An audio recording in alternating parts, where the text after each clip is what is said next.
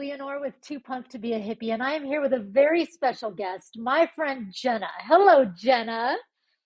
Hello, how are you? I'm good. And I want to tell everybody that you are the one that approached me for this podcast. I And did. it took me a minute to be like, well, what are we going to talk about? What kind of hippie thing? And we're not even going to talk about hippie stuff. We're going to talk about something a little more fascinating and more interesting, your trans activism and your journey. Yes, I can't tell you.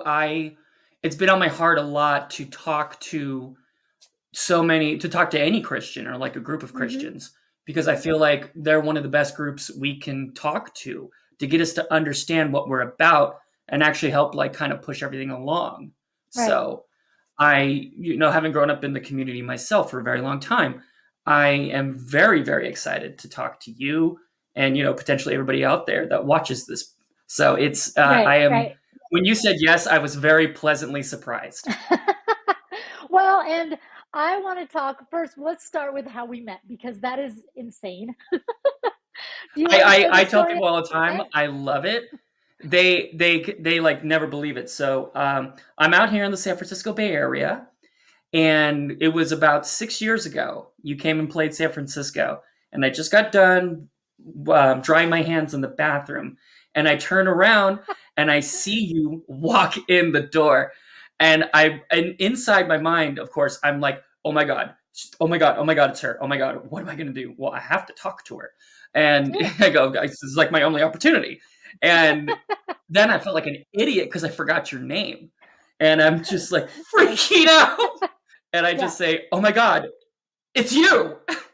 and and you go, "Oh my god, it's you!" And instantly, I'm just like, "Oh my god, she is so cool. Oh, she's just as cool as I thought she was going to be. Thank God." That was just like an absolute highlight, and that was in between my Carrera set and your set. Hmm.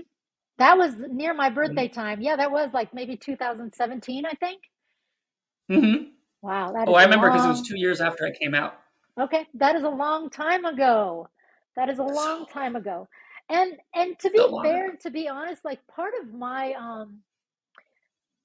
mind was thinking, okay, I know I want to have Jenna on. I know that this is a person that has a lot to say and a lot to offer, but I was scared. And I want to say this right in the beginning because I was scared because, and some humility here. I don't want to say the wrong thing. I don't have a filter. I don't have the ability very well when some people have this thing where they thoughts go in their mind and then they say it. I don't have the mind part. Like I just say stuff.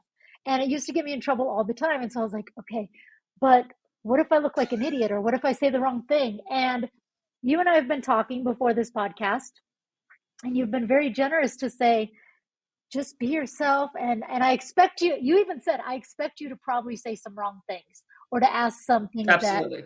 Right. And tell me why you're willing to have so much grace with me. Like does this, how is it for you? You have to be humble on your end too to have this conversation. Well, so you make it really easy.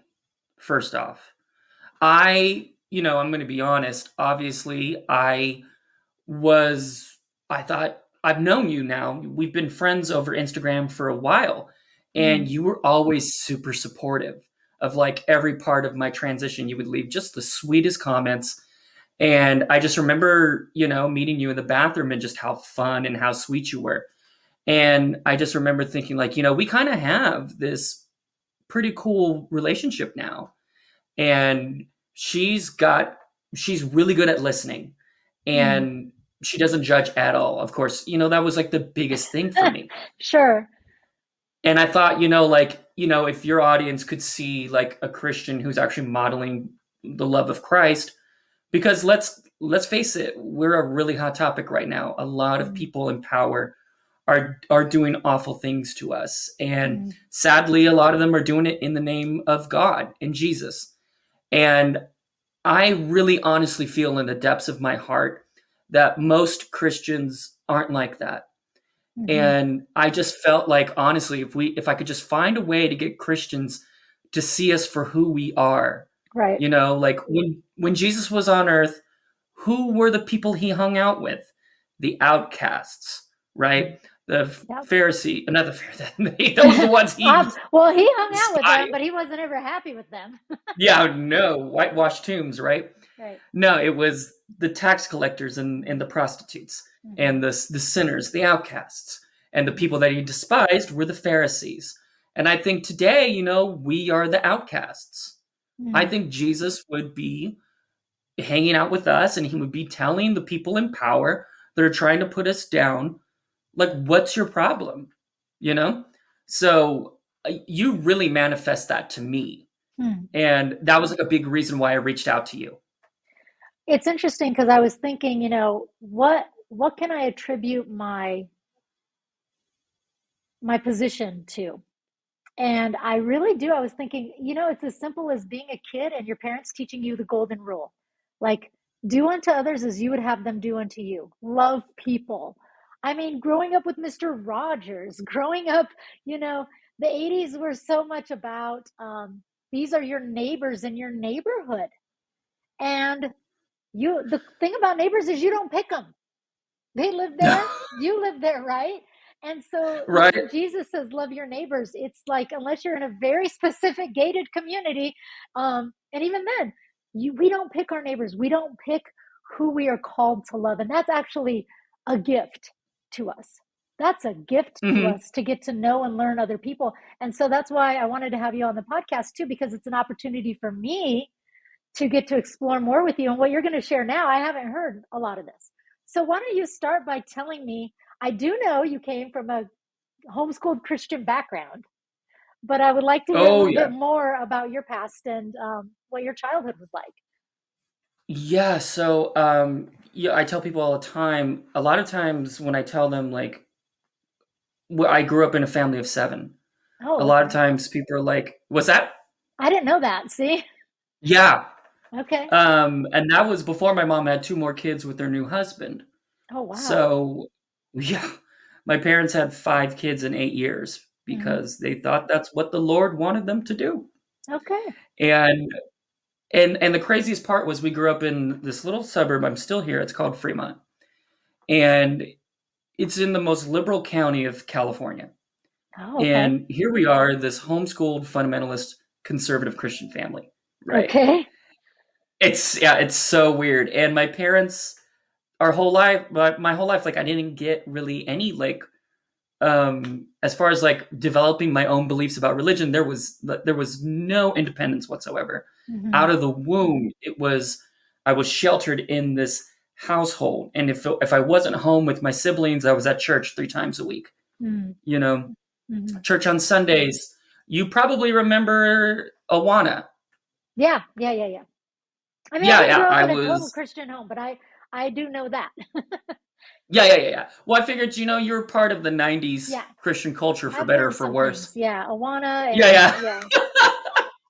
And I didn't Exactly. And understand and homeschooling. We had that one, I grew up in a tiny town, so that one household with a ton of kids and homeschoolers, you're like, that's the weird religious family. Or even no, don't ask them to play. They won't be allowed. oh yeah, I have a story about that. And we were considered like one of the more rebellious homeschooled families because we had a Mm. TV. Ooh, oh wow. Right. Oh yeah. How dare we? Wow. Right? Good for you. Right, yeah. It's one of my saving graces. But yeah, no, I had, and I've always been this very extroverted, outgoing, friendly person. Hmm. And when you're sheltered in church, it really stunts your worldview. And I didn't get to really understand what the world was about until I was 9 years old because I wasn't seeing other kids like me every day at school. Hmm. I started playing Little League, and that's when I had my, oh my God, I am the biggest homeschool dork in the world. How did I So not know you knew this? you okay, you felt like a homeschool dork.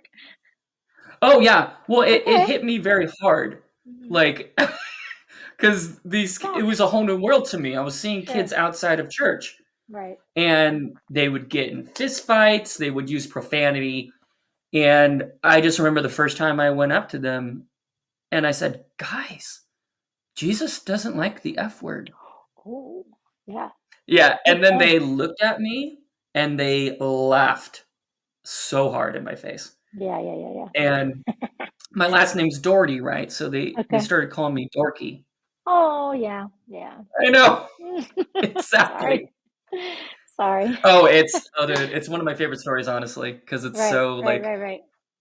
uh, and I got home that day and I just remember just thinking, oh my God, I'm the biggest dork. How did this happen? I'm the coolest kid in church. How did this happen? The coolest kid in church. I Right? wonder where that hits in the coolometer. Shout out to Five Iron Frenzy fans. You were the coolest kids in church. Oh, we absolutely were. Is that when you found Five Iron, like in church or outside of church? So yeah, yeah. So like most Christian families, especially us homeschooled ones, my parents were very much like no secular music. It's Hmm. all Christian music. They had weird exceptions for whatever reason. I don't know why, Like the but we Beatles could or listen. Beach Boys? Yeah, we could listen to the Beatles. Yeah, yeah. There's it's Um, used, those two usually fall through the cracks. yeah, Genesis. I don't know about the biblical name. That might just be a pun. But I remember I walked into this local Christian book center. I was 10 years old by my house. And I see your album Upbeats and Beatdowns. Mm, And at the time, I had never really heard anything like it. hmm. And I put it in. You know the 90s back then, Yeah, the record stores would have little CD players you could listen to yeah. preview. With your headphones. That's how we must have gotten away with it. No, my parents were really loosey goosey. If it was Christian, they didn't ask. That's what I mean. That's why. Yeah. Oh no, no. Oh yeah, that what you meant? That's why I'm Totally. saying that's how we got away with it with these headphones. Absolutely. But I remember hearing that opening riff for the Old West, and I will never forget it because I remember thinking, "Oh my God, that's so fast and that's so heavy. This is way cooler than Keith Green. Oh my God!" Different. Right? Different.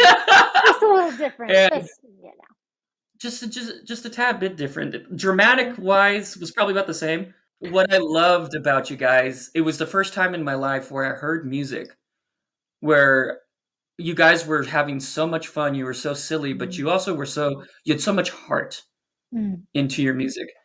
And that was a lot of what was missing in the Christian music scene at that time, was mm. just being real. Yeah. And it instantly grabbed me and it made me feel it made me feel better about, being my weird homeschooled self. Okay. And Yeah. Yeah. it Yeah. had a huge impact on me. You must be the only one Um, that felt that way and ever experienced that, oh, right? I'm pretty No, sure like no one else feels like me no one else out that's there. homeschooled has ever identified like that. They never said this was No, your not at music, all. and Especially nobody.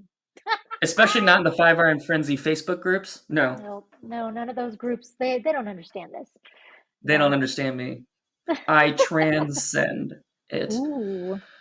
Whoa. I gotta say though, my favorite album, I know it's cliche, is our newest album ever. Oh yeah. Yeah. Yeah. Yeah. The spiritual It's stuff, just the depth of it. well, everything, yeah. From the opener, like, I just it's just that melody. It's the Mm. perfect opener when you do concerts. And I love that Handbook. you use that. Handbook for the sellout. That and honestly, your new album. Yeah. Yeah, that one's kind of wild, huh? Oh, that one Kind spoke of like crazy. directly to me. Like it just Mm. grabbed me Mm. because it was just pretty much saying everything I was feeling Yeah. up at that point that album And came out. and because we have listeners, we'll say it's called Until This Shakes Apart. That's our latest Yes, album. yes, yes. I Yeah, should because probably we know, but yeah. Okay. oh, We know. me and you, girl. We All right, let's get back on yeah. topic because I do have you for a small amount of time and I want to, let's talk. Yes. Let's talk, okay? Let's talk. See, right away, I'm like, how do you ask it? Okay, tell me about what it was like for you to come out as a transgender woman. Like what, and how did that process even happen? Like how does that, I mean, that's one of the questions people that are listening have. Like, how does someone go from one thing to another thing? And it's a nuanced thing for everybody, I'm sure, but I would like to hear from you about that. I love that you recognize that it's a nuanced thing because one of the things that the people that are against us, they like to make us a monolith. They Mm, like to tell us, they like to tell people that, oh, all trans people are these crazy suicidal weirdos. mm, And it's just like they try to demonize us, call us groomers and predators and stuff, and that we have mental problems. And it's just actually the complete opposite. Our community is actually one of the most beautiful, diverse communities. And you hit the nail on the head when you said no one comes about being trans the same way. mm, We all have a different journey. And mine was very repressed. I was 5 years old when I knew. I couldn't put it into words. I would sit in my bed at night and I would pray to God. And I would say, please change me into a girl. I don't want to be a girl anymore. boy. And yeah, boy. Yes, thank you. Yes, I don't want to be a boy anymore. Mm, And a lot of people who are against us will tell us that, oh, trans people are influencing children and they can, mhm, they can't think for themselves about this issue. And it's not true.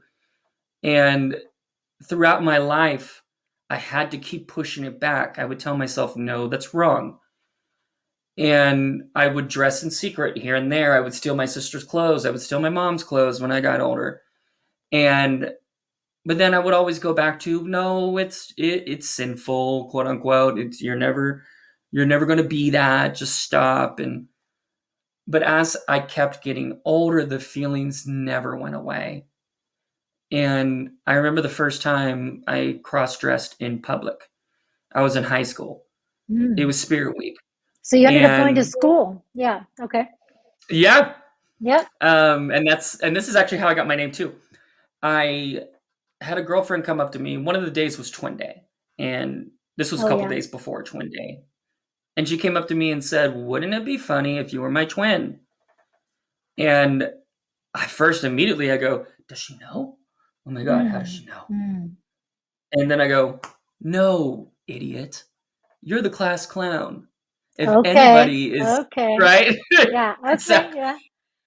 yeah, it's so that she's like, if anybody's gonna pick somebody, it's you. And Mm. so I was like, oh, hilarious. Ha ha ha ha. Let's totally do it. Yeah.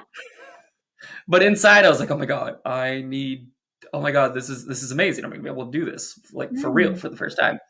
mm. And nobody recognized me, of course, until I opened my mouth. So you took it pretty seriously. Like you dressed to the nines as a lady? Shaved my legs, Oh, I yeah. put on makeup, Mhm. everything, yeah. Oh, wow. Sometimes guys will do that, but they're like making fun of girls, so they overdo it. But you were really using this Exactly. as a trial period. Trial. That's exactly what it was. Yeah. Hmm. And I remember I was getting so many compliments, and I remember thinking, "Oh my god, I might actually be able to do this." People were asking, "Did you come up with a name?" I'm like, "No, I didn't really think of that. I didn't think that Hmm. far." And this one girl goes, "Well, how about Joan?" Because they suggest one of the things I'll tell people, my dead name. If you don't know what a dead name is, it's the I know name what that it was is, but I don't know yours. okay. You can share what it is because some people watching this What won't they know. are. So dead names are what the names we were assigned to us at birth, like our former legal name. Okay. And so the only thing I ever tell people is my dead name also started with a J. Okay. And they asked, well, how about Joan? And I said, ew, am I a 50-year-old woman? No, thanks. And they're like, what about Jenna? And I said, oh, I really like that name. That's actually really cute. Hmm. And I told myself, if this ever happens, if this Hmm. happens for real, that's going to be my name. So you were already And thinking about this. my whole life, Yeah.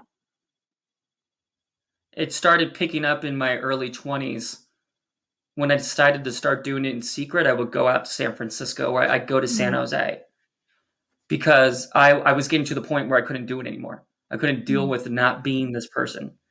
And then after a few years of doing it in secret, I just, mm. July 4th, 2015, I wrote this huge, long manifesto, like on my Facebook and my Instagram, telling people, hey, look, you probably didn't see this coming, and I Mhm. explained in detail everything I told you, and that was it. It was just 28 years of just sadness and torture. And don't get me wrong, I was a very happy person. I was a very Okay. um, Yeah. confident person, but Mhm. I wasn't content, and it was Mm. eating at my soul. Well, let me ask you And this. I, yeah. What if that letter went on Facebook? I'm just curious, did you tell your closest friends and family first? So when they see it, they're not like, "What?" Like, did you have some people along the way that you were kind of cluing in? So here's the interesting thing. I started with complete strangers, Okay. Okay. Okay. and I didn't realize until later on. I was like, oh, because they didn't know anything about me. Yeah, it's kind of So safer. Their exactly, expectation, you're and not going to then break their heart or yeah, exactly. This is who I am to them, right? Mhm, mhm, And then I slowly moved my way up to So people you, closer and closer to oh, me. okay, opposite of what I would have thought, but okay. Oh no, I could have never told people Mm, closest to me at that point. You know, when you're raised in a male identity, toxic masculinity is so prominent. And just in general, the whole like man up culture and all that garbage, right? mm, You do the most slightly feminine thing and you get called gay or you get called whatever, right? So I mhm, couldn't, you know, I was too scared. mm. And I had so much as well, just, you know, wrapped up in my former identity. And I knew a lot of people, Yeah. and it just, I had to feel comfortable to the point where I was going to lose people and be okay with it. And that took me a very long time to get to that point. See, and that's why I guess part of me doesn't understand that. I've never gone through something like that where I would say, and even being, a Christian or however I vote or however even areas and ways that I've pissed people off, I've never experienced, am I going to alienate myself from my community? I have no idea what that's like. It's like And it makes me so you just sad feel for like you're going you. to shatter into a It makes million me pieces. so sad, like as a mom, especially as a mom. And that's one of the reasons I wanted you on here too, is because a lot of younger generation is becoming transgender or deciding they're transgender or deciding they're bisexual or deciding they're gay or deciding they're uh, um, just fluid. A lot of different things that back Hmm. when our parents were older, it happened, but it wasn't communicated as it is now. And so to me, it's one of those conversations of like, I'm imagining, and I'm going to ask you this to share if you don't mind, but like as a No. child or as an older, when you did come out to your parents, Christian parents, how were you treated and what did that do to you? Or how was that? So my parents divorced when I was 17. Okay. You know, classic, just they should have never been married type of couple. Now, Okay. I'm glad they did because I'm here. But Right. Yeah, they had a I lot hear of you. yeah. My parents are divorced Like too. I'm glad that, yeah, God knows who needs to be born, I always say. Chemistry yeah, is right. strong. I love I that. look I great. I'm love so that. happy they hooked up. Great, I'm Anyways, here. I'm here. I Yeah, exist. so, Okay, go on. you know what it's like being from a broken home then. Sure. Okay, so in order to understand why he made the choice that he made, a lot of people, pretty much everybody, cannot understand it. My dad disowned me. Mm, No no right. willingness whatsoever. I wrote him the most heartfelt, reach out my hand to help letter that I could. What do you mean reach out my hand? Like you were coming to him and saying, I'm here for you? Yes, Oh, wow. Okay. he has the emotional capability of a 12-year-old. Mm, He's he's incredibly superficial. It's just like you get past the superficial relationship and it's this, stay away. My Mhm. entire life. So I knew when I came out that was going to be the case. It was around the time my sister was getting married. And, I was kind of in between. I actually came out as a cross dresser the first year Hmm. because I was trying to get the feeling of what it was like to live as a woman while also give my friends and family the space to kind of adjust. Okay, pause. So sorry. See, this is the kind of stuff. The difference between a cross-dresser and a trans woman is that you identify as a man wearing women's clothes versus identify as a woman. Am I right? Is this Yes. okay? Okay. Helpful. Yeah, no, that's exactly what it is. Okay. Okay. And I wanted to give my friends and family that space to adjust Okay. because I knew in my heart that that person was going to be going away Mhm. and Jenna was going to be full time. And at that time, as I didn't want to have to deal with my dad, so I'd always be my former self whenever I'd see him. Oh, okay. But my sister, around my sister's wedding, she said, "I have to know if you're going to come as Jenna or that other person." And she's 1,000% supportive. It was just, Hmm. Yeah, it was a big thing, and we had to prepare the family, right? I would think so. And Yeah. yeah, Yeah. because she's like I said, she stands Honestly, behind I would me think day one, so. a Yeah. thousand percent. And so I said, no, I get it. I said, eventually I made my decision. I said, I'm going to come as Jenna. And that meant I had to write. She said, you have to talk to dad. And I said, yeah, Oh. don't worry. I got this. You have so much to plan. And I wrote him the letter. It was just like, I know that you know me as this person, but that person is going away. And I know that that's going to be really hard for you to deal with. I just want to let you know I'm always going to help you through this if you want to do this with me. But Oh I man. cannot have you. What's that? I'm just emoting because that's generous of you. Oh, well, thank you. But I No, think I that really do. it sounds like it's from a place of love. Like it's you keep sharing and then I'll say what I was going to say, but I don't want to interrupt you. Keep going. Oh, yeah, yeah. No, no, totally. Yeah, but you are 1,000% right. I knew from when I was like 12 years old that the problems my dad had with me was not me. Mm. Now it was obviously really hurtful, Hmm. but I always felt so bad for him Oh. that I just wanted him to know that somebody does love you. What occurs to me is that oftentimes when this happens, it's like the position may be, here's my truth, accept it. But I'm hearing you Mhm. say that you said to your dad, here's my truth. I'm hoping you can learn to accept it. I'm hoping you can learn to process it. And you recognized it was a relationship and a journey, not just a like, and I think that's one of the things that is a challenge is because sometimes these things are so new. And even when you've known somebody since a child, you have to readjust your whole view, how you think. It doesn't mean you don't love, but it's not a snap decision change sometimes. And I love that you recognize that for your father and gave him grace in that. It is because that's from a Christian point of view. That's one of my fears sometimes is like, it's awkward to say, let me catch up with you. I get you're going through this and I need a minute. I love you so much, but I knew you as this and now I'm going to mess up. Like I am on this journey too. Like you may have known for years and I just found out. Like I'm and that's the grace that I think is beautiful from your point of view. And as Christians, there are just different people that don't agree. Maybe we don't deserve that grace. Maybe we don't. But it's nice to have. It's nice to know that it can happen that way. Well, first off, I really thank you for all those compliments. It's who I've always been.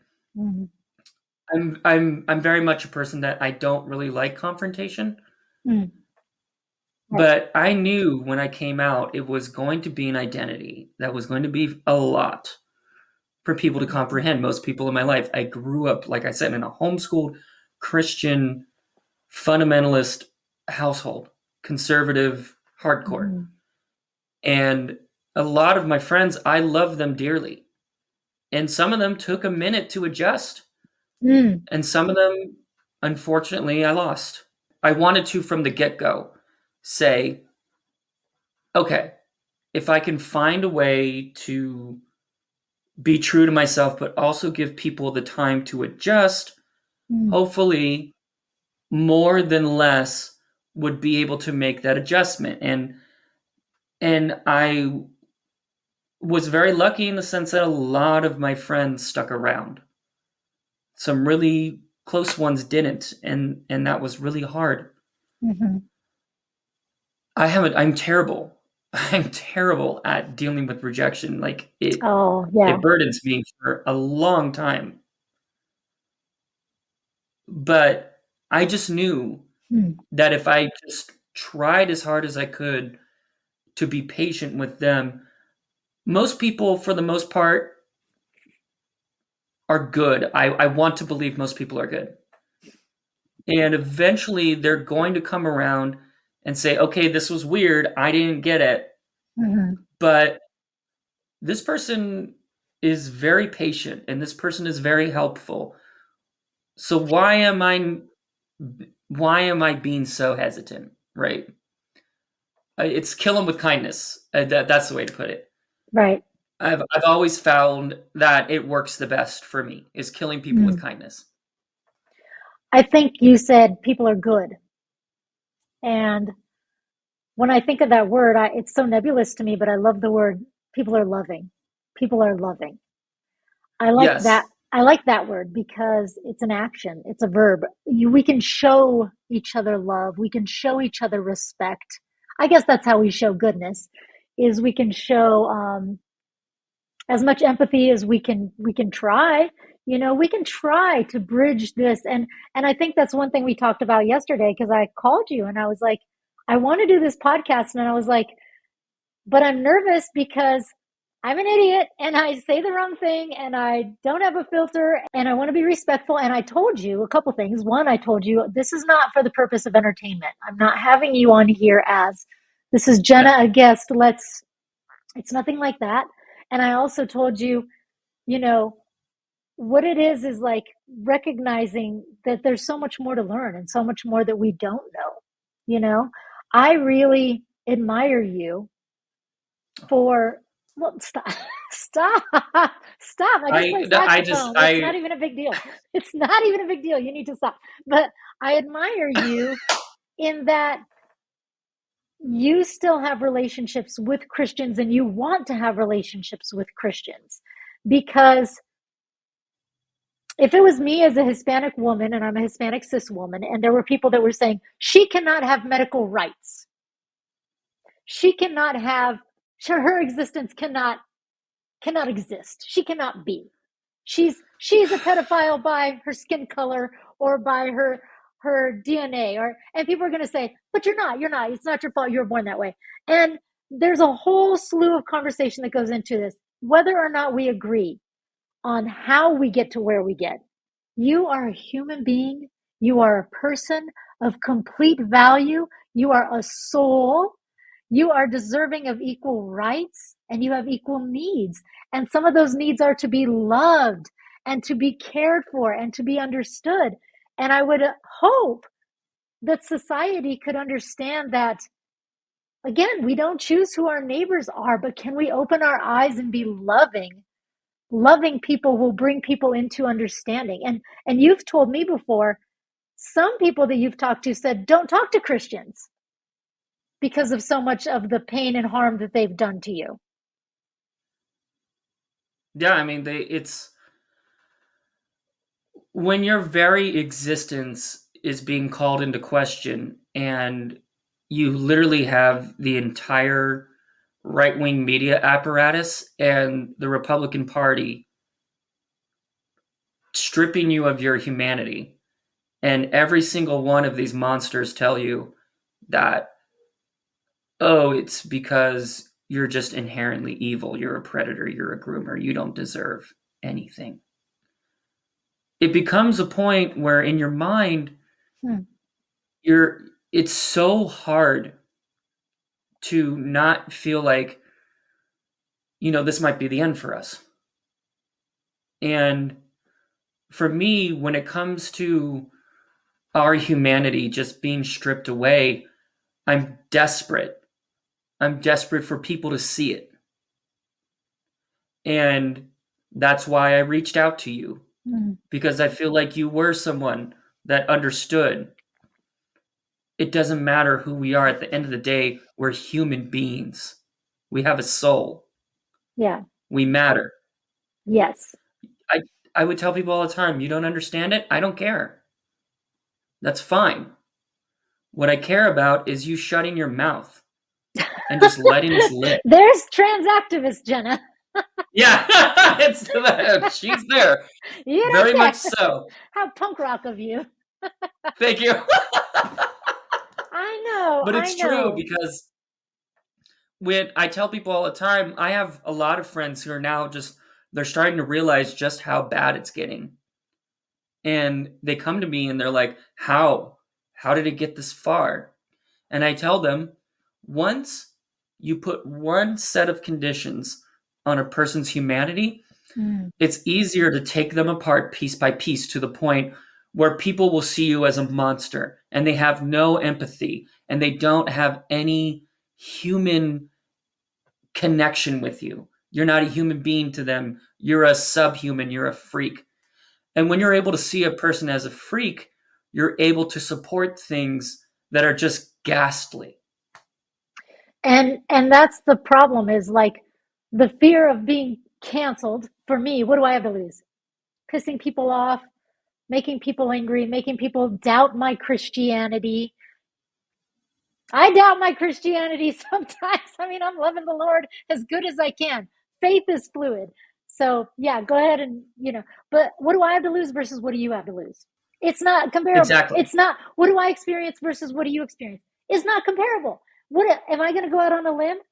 Yes, yes. And I'm so sad that I keep making this all about me. And I don't mean to, but it is about me because when it comes time for other people that are not you, Jenna, but other people that are in this community or watching this, and when it comes time for them to, experience this kind of situation that makes you uncomfortable or that puts you out of your little box or, especially publicly, what are you going to do, during that wedding, you know, or whatever situation, you're going to have that split second to decide. And you're going to have that split second to decide, what do I have to lose? And it is not comparable compared to what do our brothers and sisters have to lose? You know, what do our children have to lose? What do our neighbors have to lose?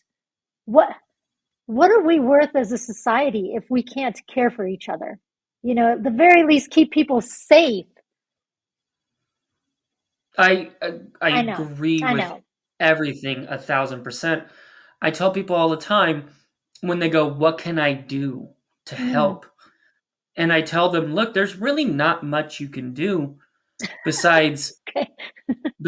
when you find yourself in a situation Mm, where, let's say you're supportive of trans rights and someone starts berating you. Oh, you support those freaks, this and that. Most people are like, oh, I don't, blah, blah, mm. blah. Oh, they're non-confrontational and they go, oh, whatever. We can't hide. We don't have that luxury of being able to just deflect and go, oh, whatever.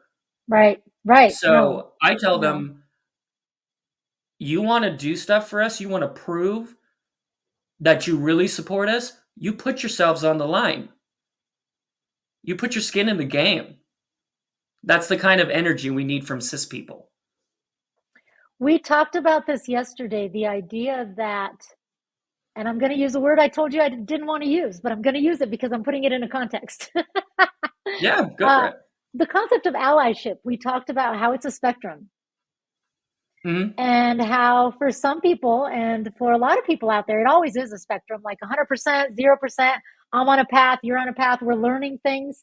Like the idea that there might be things you understand, things you don't understand, things that you'd be okay with, things you wouldn't be okay with. And that is okay. And you're the kind of person that would say that is okay. There are people that would say that it's not okay. Either you're all in, you're for us or you're against us. But I think that we need to have grace for people on a spectrum because they are learning tell me what you think about that. Am I crazy? Like, is that too little too late? Or, No, that's how I've always approached it. Some in my community would say that that is, that's wrong. And especially now with what we're yeah, dealing with. right. And for me, I'm always going to understand where my people are coming from. Are you saying your people are Christians? No, transgender people. I didn't know what you meant by my people are coming from. I thought you meant like closed-minded Christians. I was like, No, yeah, those no, are no, no. I'm the not Christian. I'm agnostic. I know that. That's what I meant. But I meant Oh yeah, like yeah. your people, like back in the day, you know that it's going to take them a while. Gotcha, gotcha. That's what I Okay. thought you meant. And I was like, oh, she's got grace because it's like baby steps of the spectrum. Like, No, exactly. But what I was trying to say was I always oh, I know empathize what and you mean. understand. Yeah. Like there's people on my side that are just like, no patience. Either you're Yes. with us or you're out. Yeah. Because we're in I see what you survival mean. mode. Yeah. Yeah. We're in survival mode. It's fight or flight. Right. And for me, I've always been about giving people the grace as long as you show me that you mean it, that you really want to.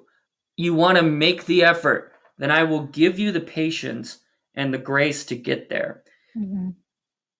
Because I feel ultimately I'm always going to take what I can get. Because what if I turned that person down and that person could have been somebody that fought for us really hard, right? Mm-hmm. And I just, it's one of the biblical principles that I still stick by is unconditional love and Mm-hmm. showing people grace even if they don't deserve it. Right. Because when they get that, then they're truly appreciative and they will fight for you because you gave them the opportunity to make a mistake, to be wrong and Mm-hmm. still see them for who they were and love them no matter Right. what. Even though I'm agnostic, that's always been one of the biggest things to me that I loved about Christian teachings. Mm.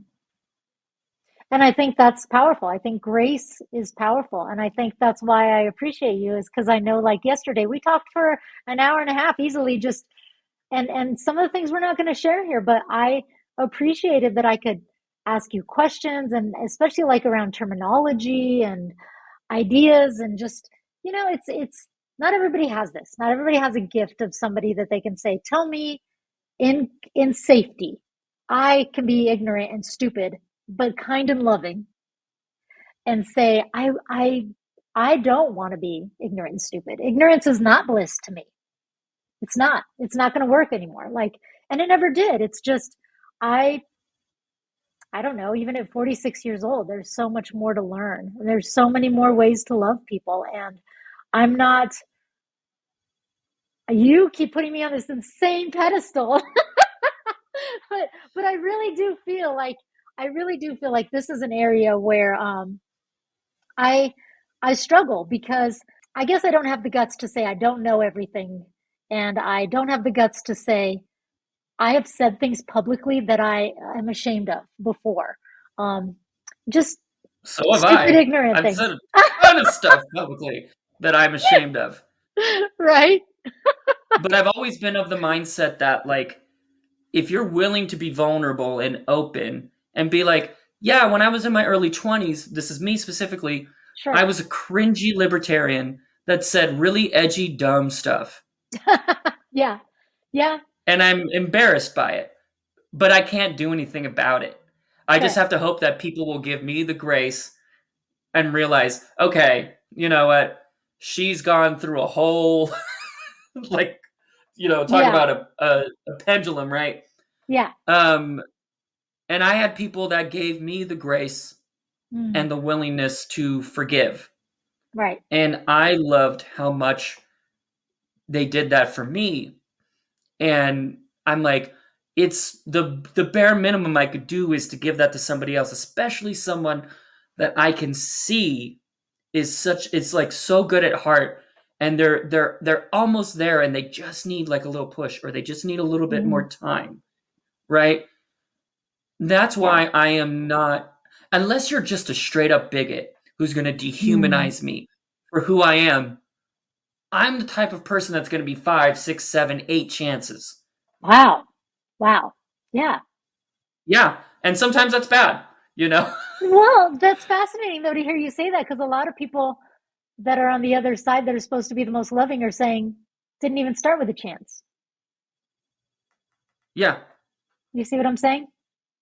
Hmm. They didn't extend you a chance. No, a lot of them don't. Mm-mm. And that's why, like, I really love when I find people like you that do.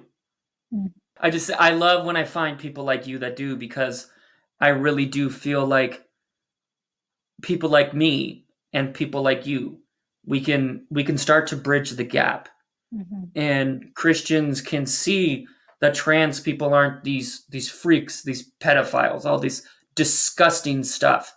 And for people on my side who have been also badly harmed by Mm. Christians, Yeah. I can tell them, hey, look, man, I grew up with a lot of these people. A lot of these people are very good people. Yes, some of them are ignorant, but I also tell people that ignorant is not necessarily a bad word. Hmm. We're all ignorant at certain points in our life. It's how we choose to respond to that ignorance Mm. is the difference between us being a good person and a bad person, right? Yeah. And even more so, a good society or a bad society. Because I think that I want a loving society. I want to be a good person and a loving person, but Me too. I want a loving society. You know, I want my kids to get this. I want my parents to get this. You know, I want to get this. It's easier when you can sit around the Thanksgiving table and be like, we are choosing to be a loving society, or we're in a church and we are a loving church. And that doesn't mean we all agree on everything. I was thinking about this today. My No. husband and I don't agree on everything. And I adore him. He's my favorite person. But we don't agree on Yeah. everything. So why do we have this preconceived notion that in order to be the most loving, we have to agree on everything? We don't. But we have to be loving. I agree 1,000%. Yeah. Like, one of the things I tell people, the reason why being selfish and being hateful and Mm, being mean mm, is so common is because it's really easy. yeah. Being loving Or is hard. being loving is hard, but also not just those things you said, are also being ignorant. A lot of that's the easiest. Like the easiest is to be like, that's not part of my life. I don't know anyone like that. I don't care. Yeah, exactly. And sadly, a lot of times it does take people to the point where something so egregious happens that they can't ignore it anymore. Right. I appreciate having you on. I want to end with you saying, I'm going to give you lenience to say what you want to say, Jenna trans activist. And you can challenge me and you can challenge people. And it may not be easy for me to hear. Whatever note we end on is going to be up to you. And I want you to feel that you have been heard and you have been listened to and you've been appreciated, because you have. You absolutely have. And I don't have any major pieces of wisdom. So I think it'd be better to let you end this and go for it. Say what you would like to say, and then we'll blow our kisses because we always do. Oh, honestly, I would just tell people, don't be afraid to embrace what you don't understand. Mhm. That is where ignorance comes from. It's like you said, when people choose to ignore things that make them uncomfortable. Mhm. But how long are you going to do that? How long are you going to let other people suffer? Right. We are a group of people that barely make up 1% of the population, but yet we have the entire Republican Party has put out 450 bills just this year alone, taking away children's right to gender affirming care. Some states are even doing it to adults now. This is quote unquote the party that's about freedom, but they turn around and tell trans kids, no, you don't get to embrace these feelings that you have inside. You're being told by some predator scary trans person, that this is who you are. They're trying, the trans agenda, whatever the hell that means. Spoiler alert, our agenda is to not die, Mm. to not be harassed simply because we exist. That's our agenda, if we have one. I want people to really understand what you're doing when you're telling transgender people you can't be who you were meant to be. One of the best comparisons I've heard is every medical association that put together the guidelines for chemo for kids with cancer are the same medical associations that put together the guidelines for gender affirming care. I can almost guarantee you, if the Republican Party came out and said, any kid that has cancer, you don't get chemo. Mm. And if a parent tries to give them chemo, we're going to arrest them. Mm. This country would be erupted in anger. But they're doing that with us. Florida is one of the worst. They are not only taking away gender affirming care for children, they're doing it for adults. And they put a bill in assembly that's going to arrest parents of trans children. Mm. I mean, that is so unbelievably cruel. Could you imagine that? If No, you no, somehow, I can't yeah, imagine that because again, I can't imagine that because how does that help the situation? Like separating families, how does that help? If it's supposed to be about health, how does separating a family help anybody or show love to anybody or care for the situation? It doesn't. it doesn't exactly. And that's the Traumatizing. point. It's traumatizing for the parents and the kids. The cruelty is the point. And Mm. that's what makes this so sinister and so evil. Right. And for those who've heard a lot of lies about children and gender affirming care, I'm just going to break down just a tiny bit about what gender affirming care actually entails. Up to the age of 18, no child can get surgery. You hear horrible demagogues like Matt Walsh, Ben Shapiro, all of these monsters, Jordan Peterson, all of these monsters that talk about transgender, chopping up kids' body parts, mutilating them, all this horrible dehumanizing language. Mm. It's meant to dehumanize us, to scare you. Mm. But no child under the age of 18 gets a surgery. It's And illegal. don't you think that's good? Yes, most trans people will tell you, Yeah, we're not for that. sure. Yeah. See, and I think people need to hear that. They absolutely do. And Hmm. children who are prepubescent, they don't take any hormones, period. See, What they I didn't know do, all this. I didn't know this. Yeah. yeah, because the problem is the right wing says all these horrible propaganda pieces, and they're really good at it. I'm not going to dive into that deep at all. Right. What I'm Okay. saying is a lot of Democrats, they don't have a spine. They don't do anything for us. And when that happens, it creates a vacuum, and the right wing Mm. just controls the narrative. And so even if you ask the average person what they think Mm. of children transitioning, they go, well, I think you should wait till they're 18. And it's just like, well, no, because they need to do this now.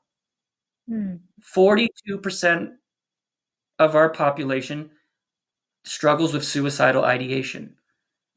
Gender affirming care helps that significantly. Mm. And when you choose to let the government take that away, there's so much misinformation out there Mm. that's working against us. And because we are such a small voice, Mm. it's really hard for us to get people to care, to give a damn about us. Mm. And that is ultimately why, Right. I tell you why I love you, because this is why you give us a platform to be heard, to have our humanity be seen. And that's all we want. And that's what I want to stress to people. Hmm. And that's, I guess, what I want to stress to people too is that I don't have big answers. I have a small podcast with a little bit of listeners, and I play in a band called Five Iron Frenzy. And for those of you who don't listen to Christian bands because you're Jenna's friends watching this, check us out. It's not that bad. It's I got to soft. tell you, I have a You might lot of like it. friends. I have a lot of friends that do know you, Oh, that's and funny. I told them, I said I'm going to be talking with Leanor about trans issues and bridging the gap, and they're like, "How? How do you know her? That's amazing." I That's said, "Well, funny. we bumped into each other in the bathroom, and The over rest the is years, history. the Yeah, rest for is sure. history." Well, bless you and thank you so much for being on the podcast. Thank you for your friendship. Thank you for, um, I guess I just want to say thank you for your bravery in sharing and for communication and openness. I needed it. And I'm sure the people that have listened, whether they admit it or not, probably needed it. And this is Well, too pumped think to be a, yeah, go right. ahead. Oh, I just No, you're good. just everything you said, 1,000%. Yeah. I really honestly, from the bottom of my heart, I cannot thank you enough for everything you've done. And over the years, like I said, you left so many. You always left the sweetest comments, Mm, and it really meant so much to know that the band that inspired me to really feel like it's okay to be myself, like a member of that band is actually like walking the walk and not just talking the talk, and mm. actually showing how much they care about humanity. Like it's so inspiring, and I can't ever thank you enough. Thank you so much. We'll see you next time, girl. See you next time, girl.